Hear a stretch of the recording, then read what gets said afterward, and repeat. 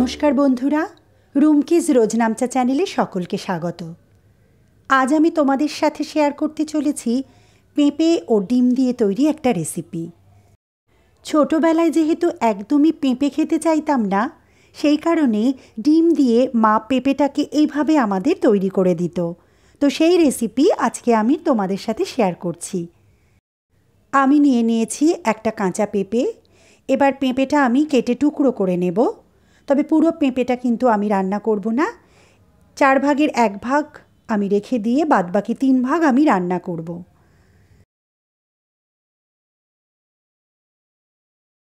দেখুন, এভাবে আমি পেঁপে কেটে টুকরো টুকরো করে নিয়েছি। না খুব বড় সাইজ রেখেছি, না খুব ছোট।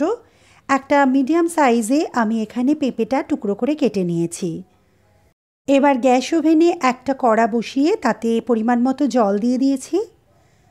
এর মধ্যে দিয়ে দিচ্ছি 1 চামচ পরিমাণ লবণ। এবার এই জলের মধ্যে আমি কেটে রাখা পেঁপের টুকরোগুলো দিয়ে দিচ্ছি। ঢাকা দিয়ে দেব এবং 7 থেকে 8 মিনিট আমি হাই ফ্লেমে বয়েল করে নেব। পেঁপে রান্না করার আগে একটু এভাবে বয়েল করে জলটা ফেলে দিলে পেঁপের মধ্যে যে একটা গন্ধ থাকে সেটা কিন্তু থাকবে না। জল থেকে পেঁপে তুলে নিয়েছি। এবার একটা ডিশের মধ্যে আমি এই সিদ্ধ করে রাখা পেঁপে নিয়ে নিলাম। এবার এর মধ্যে একে একে দিয়ে দিচ্ছি লবণ, হলুদ গুঁড়ো, গোলমরিচের গুঁড়ো এবং কাশ্মীরি লাল মির্চ। ভালো করে পেঁপের গায়ে এই মশলাগুলি আমি মাখিয়ে নিলাম।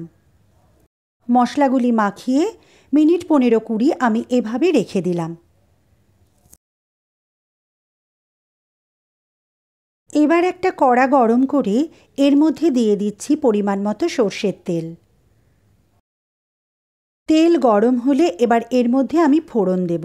ফোড়নে দিচ্ছি সাদা জিরে, মৌরি, কাসুরি মেথি, শুকনো লঙ্কা। এরপরে দিয়ে দিচ্ছি একটা কাঁচা লঙ্কা।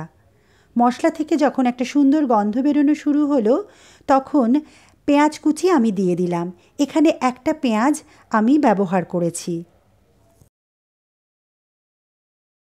পেঁয়াজ হালকা ভাজা হলে এর মধ্যে আমি দিয়ে দিচ্ছি বড় চামচের 1 চামচ জিরে বাটা, দিয়ে দিচ্ছি 1 চামচ আদা বাটা। ভালো করে মশলাগুলি আমি তেলের মধ্যে ভেজে নিলাম। এবার দিয়ে দিচ্ছি 1 চামচ পরিমাণ লবণ, ছোট চামচের 1 চামচ লবণ এখানে আমি দিচ্ছি, আর দিয়ে দিচ্ছি হলুদ গুঁড়ো। আবারও আমি ভালো করে মশলা কষিয়ে নিচ্ছি।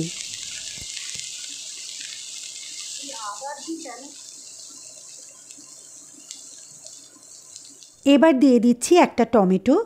এখানে একটা বড় সাইজের টমেটো বীজ ছাড়িয়ে আমি রান্নাতে ব্যবহার করলাম। টমেটো ভালো করে মশলার সাথে মিশিয়ে নিচ্ছি।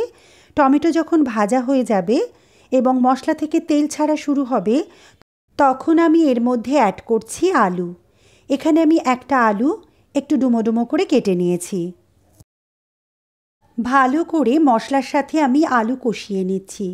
আলু কষানো হয়ে গেলে পরে আমি এর মধ্যে দিয়ে দিচ্ছি ডিম। 2টো ডিম আমি এখানে দিয়ে দিচ্ছি। ডিম ভালো করে মশলার সঙ্গে কষিয়ে নিচ্ছি। একদম ডিমটা ঝুড়ো ঝুড়ো হয়ে যাবে। দেখতেই পাচ্ছেন যে কিভাবে ডিমটা আমি মশলার সাথে কষিয়ে নিলাম।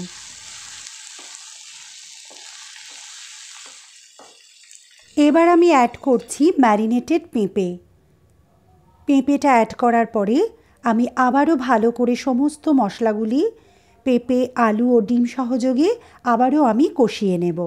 এই সময় কিন্তু গ্যাসের ফ্লেমটা আমি একটু লো করে দিচ্ছি।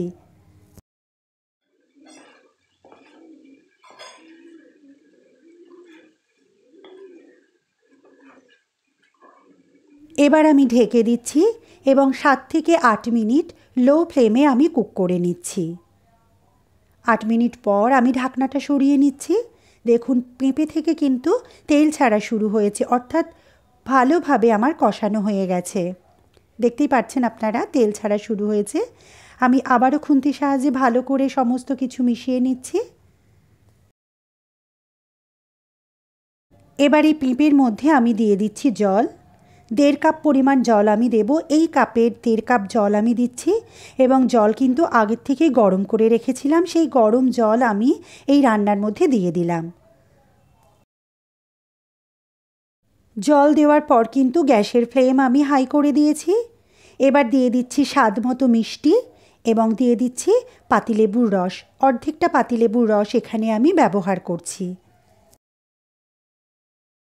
আর গরম মশলা পাউডার দিয়ে দিলাম। এবার সমস্ত কিছু আমি ভালো করে মিশিয়ে নিচ্ছি। গ্যাসের সুইচ অফ করে দিচ্ছি এবং ঢাকা দিয়ে মিনিট 5 রেস্টে রাখছি। তো দেখুন, একদম রেডি হয়ে গেছে আজকের ডিম পেঁপের রেসিপি।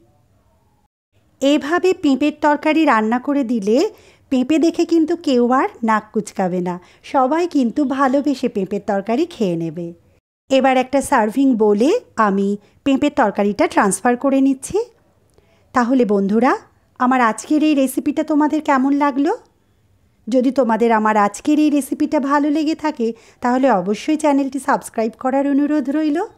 লাইক, কমেন্ট ও শেয়ার করতে ভুলো না কিন্তু।